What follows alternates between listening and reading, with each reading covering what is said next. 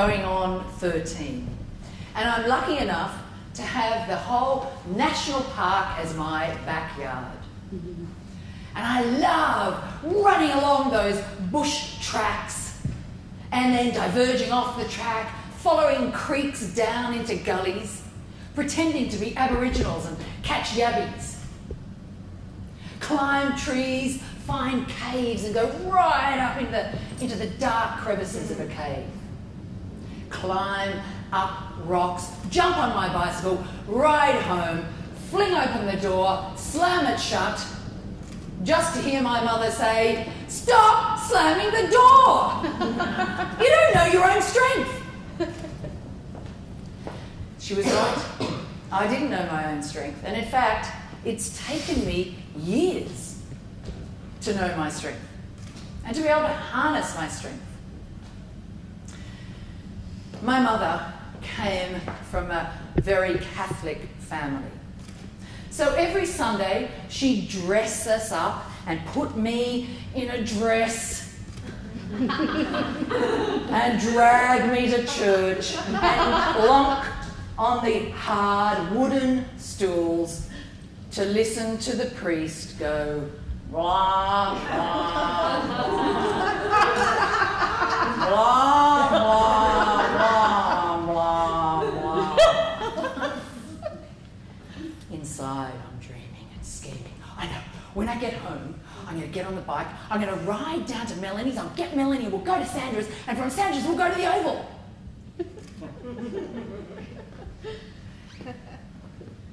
When it came time for me to go to high school, my mother's older sister, who was a nun in the full regalia, the habit, who incidentally used to be always trying to contain my body. She was a woman who gave her life to service. And so all she could afford to give me for my birthdays was rosary beads,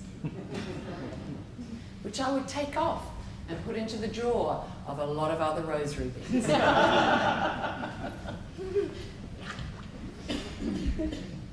But it came time for me to go to high school, and my mum and my sister and her sister decided that it was best for me to go to a Catholic girls' school miles away from all my other friends who attended the local state school. "Oh no, Mum, don't make me do this. I don't want to go. I really don't want to go." "You have to. It's organised and it'll be good for you." "No, it won't." All my other friends have very cool school uniforms, very short.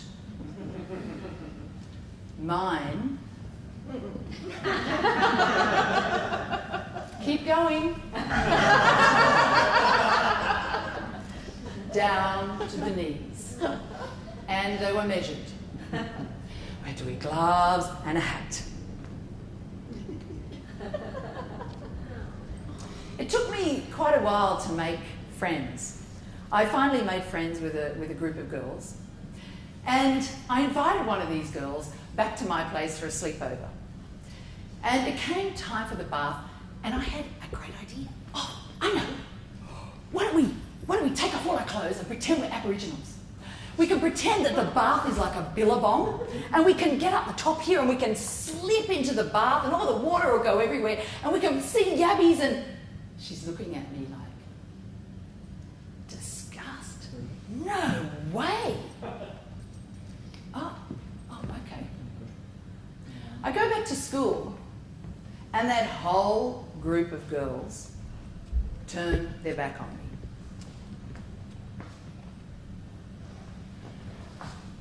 What did I do wrong? Don't you like me anymore? What did I do wrong? And this well of sadness rose up in me, and I had to contain it all day until I could get home and call my mother and say, "Mom, I don't know what I did wrong. They're protecting me. No one likes me. What did I do wrong? I don't know what I did wrong." What I didn't know at that point was a whole lot of other beliefs started to set in. Judgment. I'm not good enough. Shame.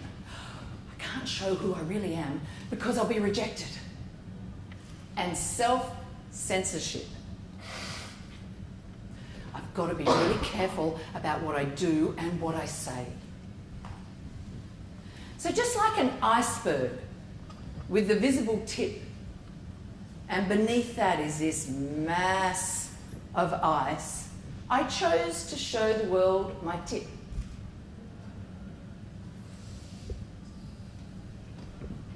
Beneath, of course, this was my mass, my body mass, with frozen stories upon stories and intersecting with other stories and other beliefs that were forming.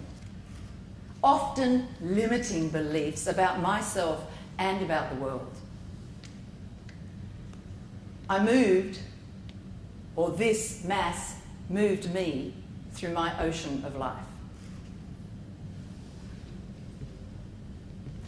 It's taken me, and it's still taking me, a long time to thaw these limiting beliefs and their ensuing behaviours. Defensiveness.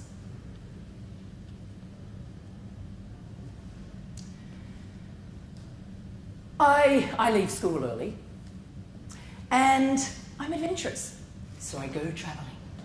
I go into the world and I just keep travelling. I end up travelling over the other side of the world and I'm free. I feel free. I can be myself. I can recreate myself. No one knows who I am. And that worked for a few years. And then slowly I realised I'm actually quite constricted and I'm still frozen and I feel very small in this big world. Then I'm back in Sydney and I'm on a beach and I spot in this distance this group of people having fun. They're moving all over the place and using each other's bodies to balance on. They're doing acrobatics. From somewhere deep inside this frozen mass, I am pulled like a magnet towards them. And they welcome me and say, "Hey, we're doing a show on Saturday, come." And so I come to the show and I see them on stage. They're so free. They're letting their bodies just move and their emotions be expressed and their voice is loud. I realise later that takes a lot of skill, and they had been thawing their icebergs. At the time, I'm absolutely repulsed, and equally, I'm very attracted. And I sign up right then and there for a diploma in movement. One of the first exercises we did, when we're all sitting very nervously and excited in the lesson, the instructor says, "Okay, one by one, you're going to get up in front of class and you're just going to come out and you're going to say your name. And then, one by one, we'll have 2 or 3 people come out and mirror and exaggerate what they see you do."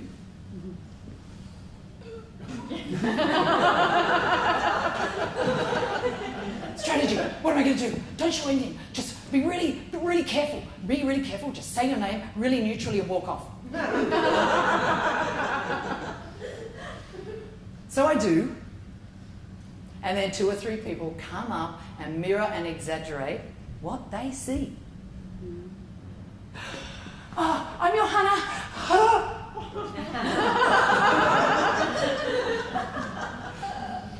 "No, that's not what I showed you.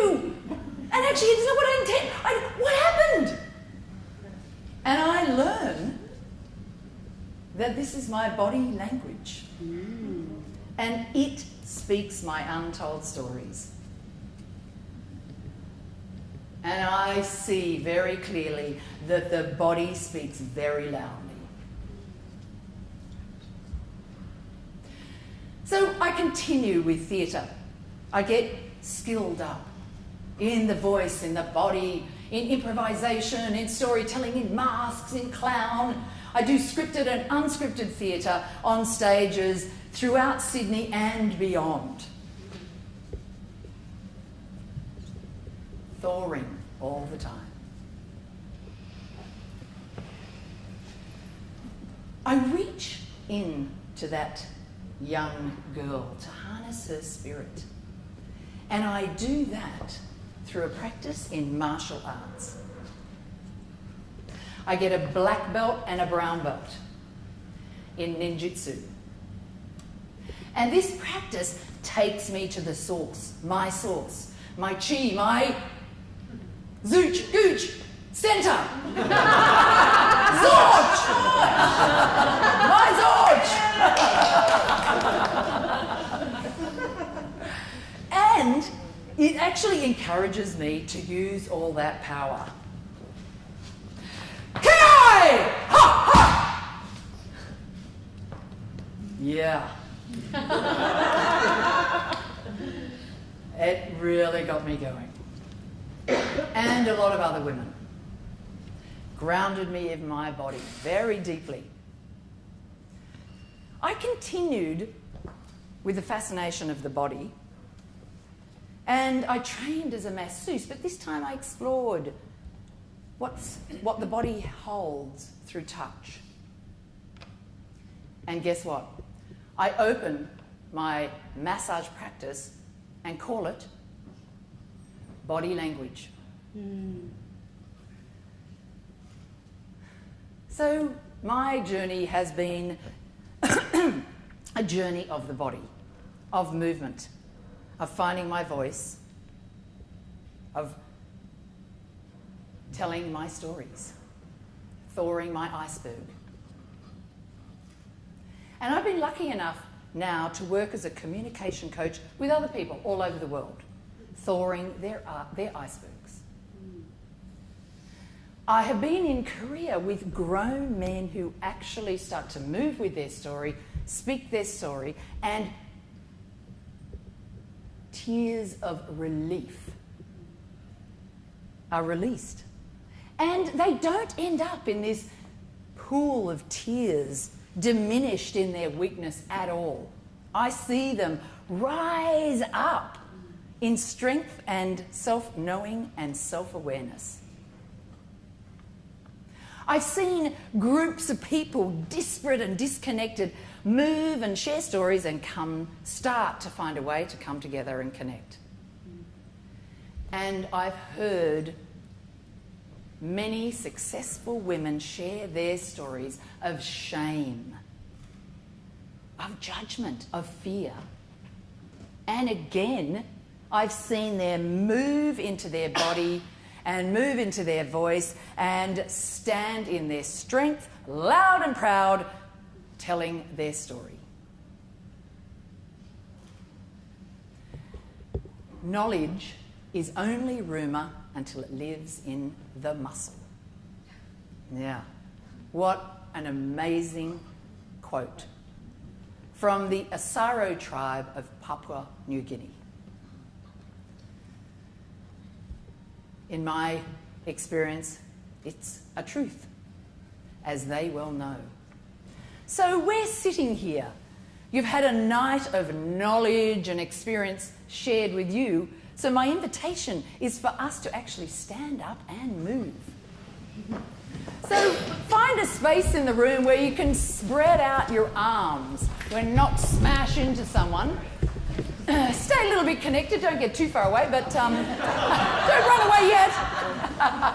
It's only a little bit of movement. So what I'm going to invite you to do is to throw your arms out, and I'll do it first and you can mirror what I do. What you're going to do is throw your arms out and say, I'm allowed! I'm allowed! Wow, what voices! Eduardo, you've warmed them up so well. Now, what you're going to do is turn to someone near you and you're going to say, I'm allowed to move my body. 1, 2, 3, go. I'm allowed to move my body. And then turn to someone else and you're going to say, I'm allowed to move my body and tell my story.